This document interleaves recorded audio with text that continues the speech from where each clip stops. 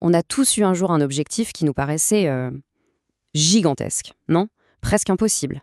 Eh bien, aujourd'hui, on va voir comment le construire brique par brique. On va découvrir comment les plus petites actions de notre quotidien sont en fait les fondations de nos plus grandes réussites. C'est ça, l'architecture de l'ambition. Allez, on attaque direct. Quel est le point commun entre apprendre une langue et gagner 1 million de dollars? À première vue, pas grand-chose, hein. Et pourtant, la réponse pourrait bien vous surprendre. Ce n'est ni le talent, ni la chance. Non, c'est le système. Le moteur qu'on construit soi-même, brique par brique, jour après jour. Alors voilà notre feuille de route pour aujourd'hui. On va commencer par construire ce qu'on appelle le moteur du changement, pour vraiment piger le secret de la progression. Ensuite, on appliquera ce moteur au plan du millionnaire. Comment on transforme un rêve en un simple calcul. Après ça, on verra pourquoi il faut investir pour grandir, comment se mettre au bon endroit au bon moment, et enfin, le plus important, comment tout ça nous change de l'intérieur pour devenir l'objectif lui-même. Bon, première étape, le moteur du changement. C'est vraiment la base de tout. L'idée, elle nous vient du podcast English Leap et elle est simple mais super puissante. La constance, ça bat la motivation à tous les coups. Et cette citation, elle résume tout. C'est une idée qui va un peu à contre-courant, non? On nous dit toujours d'attendre l'inspiration. Mais la motivation, c'est imprévisible, c'est un visiteur qui vient quand il veut. La constance, par contre, c'est une force qu'on cultive. C'est le système qui prend le relais quand les émotions, elles, nous lâchent. Alors, comment on fait pour construire cette fameuse constance? Le podcast donne un cadre super clair. Il ne s'agit pas d'attendre le bon feeling, mais de construire des systèmes, un peu comme se brosser les dents, on n'y pense même plus. On peut lier une nouvelle habitude à une ancienne, par exemple pratiquer son anglais en préparant son café. Il faut aussi accepter que le progrès, c'est souvent répétitif et un peu ennuyeux. Se fixer un minimum syndical pour les jours où ça ne va pas, juste pour ne pas casser la chaîne. Et enfin, le plus puissant de tous, en faire son identité. Ok, maintenant qu'on a notre moteur, la constance, il est temps de lui donner une destination. On passe de la théorie à la pratique avec le plan de Nathalie Dawson. Comment on transforme une ambition folle comme devenir millionnaire en un simple problème de maths. Et là, le point de départ est très stratégique. Il n'est pas question de passion au début. Nathalie Dawson, elle suggère une approche presque clinique. D'abord, on identifie les domaines où l'on gagne beaucoup d'argent. Ensuite, on filtre cette liste en fonction de son intérêt personnel et de ses compétences actuelles. Le but, ce n'est pas de trouver une passion magique tombée du ciel, mais de choisir un domaine qui marche et de s'engager à y devenir exceptionnel. Et voilà.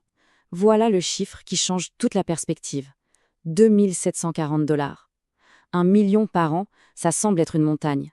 Mais 2 740 $ par jour, eh bien ça, c'est un problème de maths. Le grand objectif, celui qui paraissait inaccessible, devient tout d'un coup une cible quotidienne, bien plus tangible. C'est vraiment ici que le rêve commence à prendre une forme concrète. Et ce tableau, il illustre parfaitement comment on peut atteindre cet objectif chaque jour.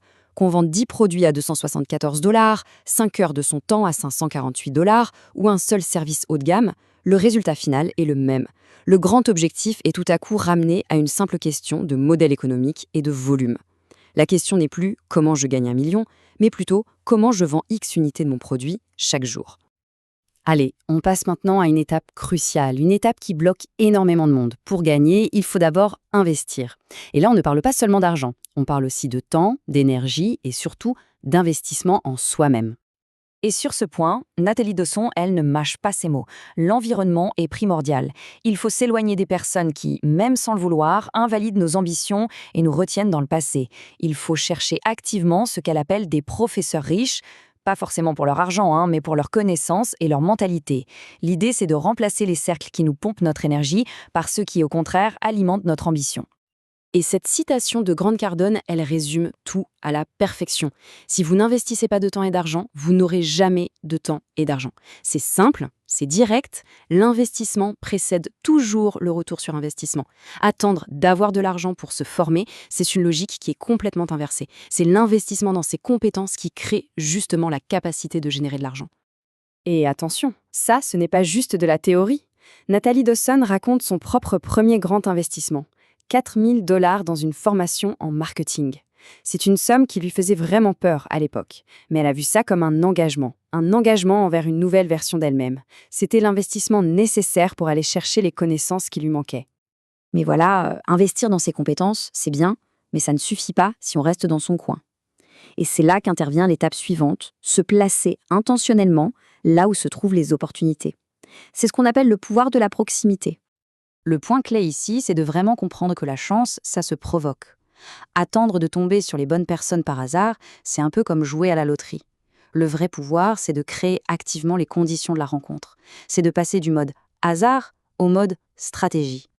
Dawson a une formule un peu provocatrice pour ça, la méthode du harceleur informé. Bon, l'idée n'est pas d'être bizarre, bien sûr, mais d'être préparé. Ça veut dire identifier où seront les personnes que l'on admire, investir pour être dans la même pièce et surtout arriver en ayant fait ses devoirs, savoir qui est là et réfléchir à ce qu'on peut leur apporter. Le but n'est pas de distribuer sa carte de visite à tout le monde, mais d'établir quelques connexions, mais des connexions clés et vraiment significatives. Et on arrive maintenant au point de convergence de tout ça, là où nos deux sources se rejoignent. La constance du quotidien et l'action stratégique, ce ne sont pas juste des choses que l'on fait. Au bout d'un moment, elles deviennent ce que l'on est. C'est le changement d'identité ultime. Et ça, c'est peut-être l'idée la plus importante de toutes. Le langage qu'on utilise façonne notre réalité. Quand on dit « j'essaye de lire plus », l'action reste à l'extérieur de nous. C'est un effort. Mais quand on dit « je suis un lecteur », on ancre l'action dans notre identité. On ne fait plus quelque chose, on est quelqu'un qui fait cette chose. Et là, les habitudes ne sont plus des corvées, elles deviennent simplement la preuve de qui on est. Et on termine avec cette question, une question pour la route. Chaque action, chaque jour, chaque choix de passer son temps sur une chose plutôt qu'une autre, tout ça, ce n'est pas anodin. Ces actions sont en train de construire une identité, qu'on le veuille ou non. La vraie question, c'est donc, l'identité qui émerge de nos habitudes quotidiennes, est-ce que c'est vraiment celle qu'on veut incarner ? C'est ça la question fondamentale que pose l'architecture de l'ambition.